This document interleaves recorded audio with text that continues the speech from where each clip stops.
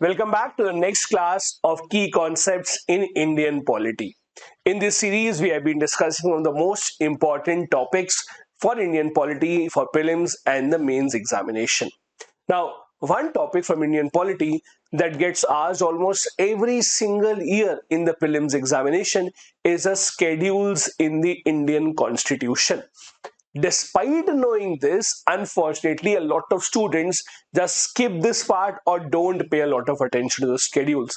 This can be extremely dangerous for the exam.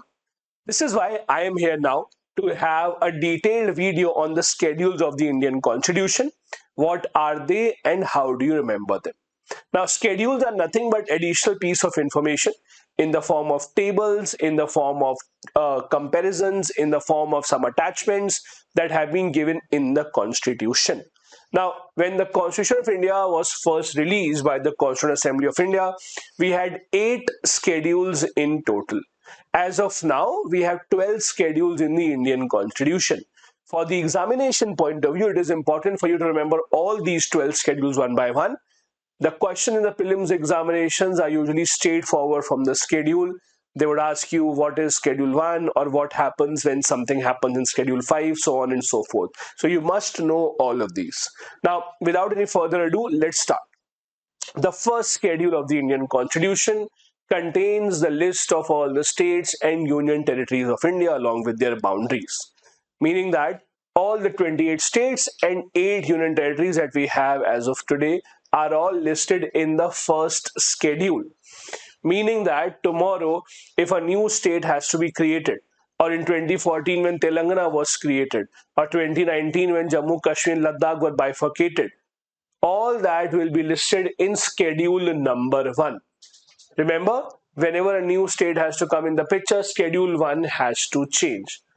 As you all know, the power to create a new state, the power to change the boundary of the state, to change the name of the state, all of that finally lies with the parliament. So the parliament can create Telangana. The parliament also bifurcated Jammu Kashmir into 2 parts. Similarly, schedule number 2. Schedule number 2 contains the list of salaries, emoluments for people at important positions. So president, vice president, their salary, allowances, etc. The judges for Supreme Court, High Court, their salary, their allowances, the CAG, governor, speakers of the house, the salaries, allowances that they will get, all that is in schedule number 2. Again, remember, schedule 2 contains list of these important constitutional authorities and the salaries and emolument that they get. Schedule number 3 contains their oath and affirmation. Now, please remember, Schedule 2 and Schedule 3 do not contain exactly the same officials. For example, in Schedule number 2, the salary of the president is given. But in Schedule number 3, oath of the president is not given. Oath of the president is within the constitution, it is not in the schedule. But there is oath of ministers, state ministers and the union, members of parliament, state legislature, judges of Supreme Court, High Court, CAG, etc. The oath that they take is given in schedule number 3. Next is schedule number 4. Schedule number 4 contains the seats for individual states in the Rajya Sabha. As you know, in both the houses, Lok Sabha and the Rajya Sabha, the number of seats have been divided on the basis of their population. So larger the population, larger will be the number of seats that will be given to the state. For example, Uttar Pradesh or UP, by the virtue of having the largest population, UP has the highest number of seats in Lok Sabha as well, that is 80, and in Rajya Sabha as well, that is 31. That is how the seats are divided amongst all the states. So again, if a new state is formed in India today, let's assume UP gets divided into 2 parts, a new state is formed. Which schedule will have to change? Schedule 1 will change because the name has to be added there, and schedule number 4 will also change because you have to allocate some seats in the Rajya Sabha. Rajya Sabha has a total of 245 members, 233 elected and 12 members that are nominated in the Rajya Sabha. Then comes schedule number 5. Schedule number 5 is what you call as scheduled areas. It contains a list of 10 states that have a considerable amount of tribal population, except those states that are in the northeast part of the country. So, states such as Madhya Pradesh, Chhattisgarh, Odisha, Jharkhand, Rajasthan, Gujarat, Maharashtra, Andhra, Telangana, all these states have a considerable tribal population, but they're not in the northeast part of the country. They are in the fifth schedule. In all these states, it is compulsory that a tribes advisory council will be set up. Now, what is this? It is a 20-member body, out of which at least 15 should be representatives of scheduled tribes. Scheduled tribe representative means usually these are state MLAs who are scheduled tribes. Now, what do they do? As the name suggests, they advise to the state government. They advise about the policies that should be implemented in these areas. They look into the laws that are working in these areas. In the fifth schedule areas, the governors also have special powers. The governors can determine if certain laws of the parliament or the state legislature will not apply to these areas. This is the power that the governor has in these areas. Schedule number 6 contains the list of 4 northeastern states: Assam, Tripura, Meghalaya, and Mizoram. These are the 4 states that are given in schedule number 4, schedule 6 rather.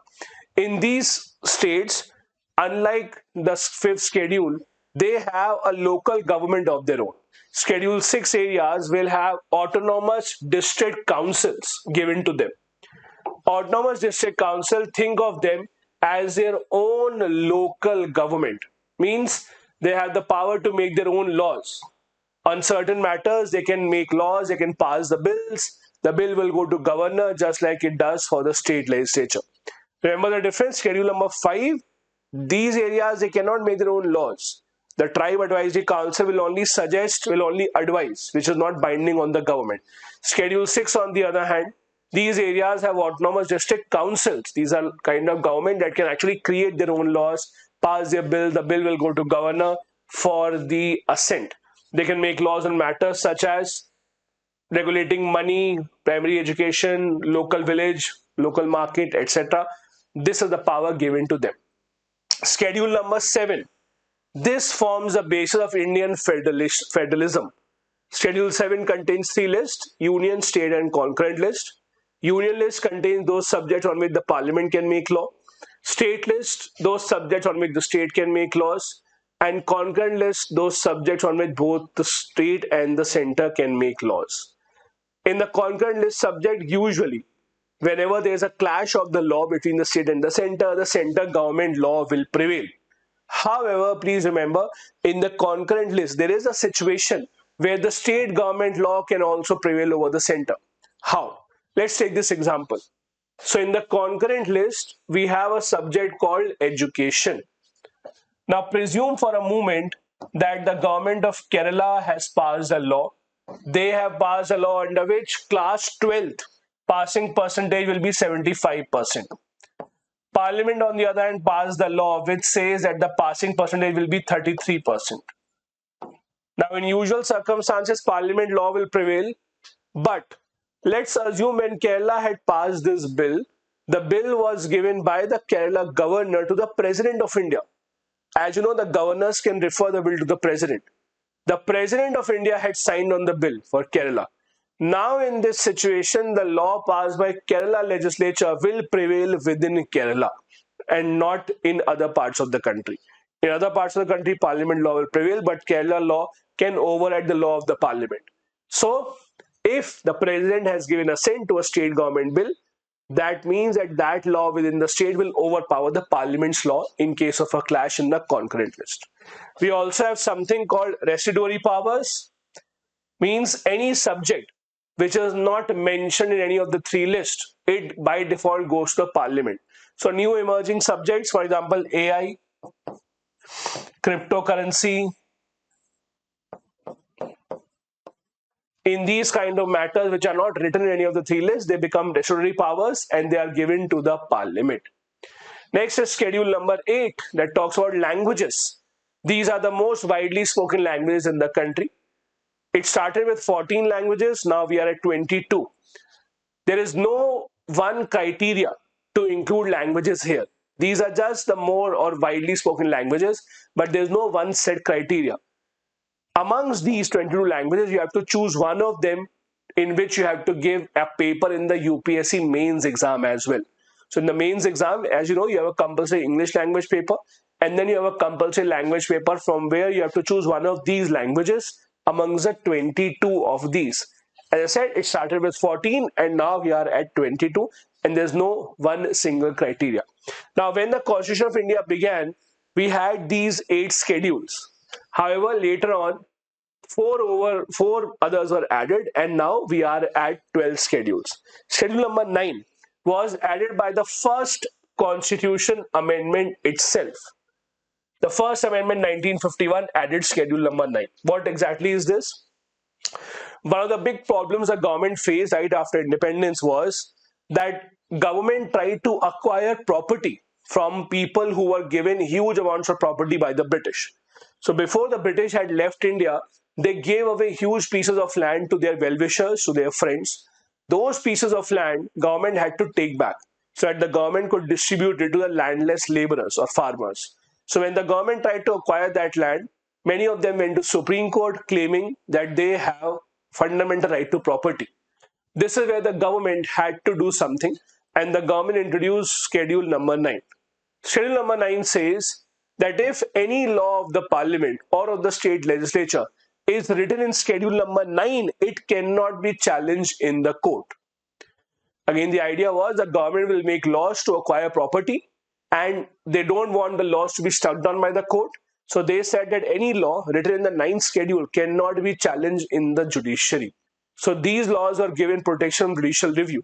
It was initially meant to give or effect to laws related to property, but later on many other laws were added here. Today, close to 300 laws are in the 9th schedule. As of today, the Supreme Court has said that now we cannot keep our eyes closed on all these laws because you are misusing this. So Supreme Court, in the very famous IR Coelho case of 2007, they said that any law that the government added in the 9th schedule after this date will be reviewed. If that law violates the basic structure of the Constitution, we will strike it down. Now, why this date? This is the date of the Keshwananda Bharti judgment. This was a judgment where Supreme Court came up with the basic structure doctrine.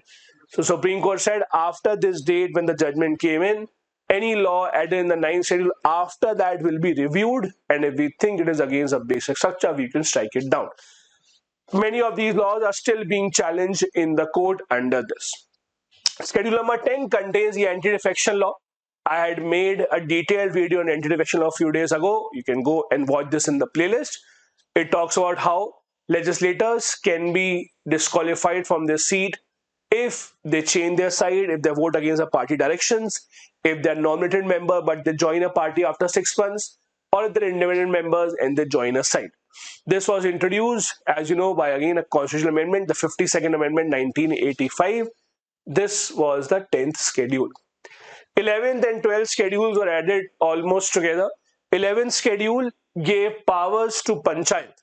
It said that on these 29 subjects, the Panchayat may be given the power to make laws. Not compulsory, it depends on the state legislature how much powers they want to give. But if the state legislatures want, they can allow the Panchayats in their states to make laws on these subjects. Similarly, schedule number 12 contains the list in which the municipalities can be allowed to make laws. Again, may be allowed to make laws, not compulsory. If the state legislature want, they can allow that laws can be made on all these. These are the 12 schedules that you must remember. I cannot stress enough how important these are for the examination point of view, because every single year, at least once in the prelims examination, you will find a question on these. These are the 12 schedules. Do remember them. If you want these PDFs for your revision sake, do join my Telegram channel. I'm giving the link in the description of the video. If you're new here, do the like and subscribe button. You can also let me know in the comment section if you want me to make a video on some other topic from Indian polity. Thank you so much. Bye-bye. Jai Hind.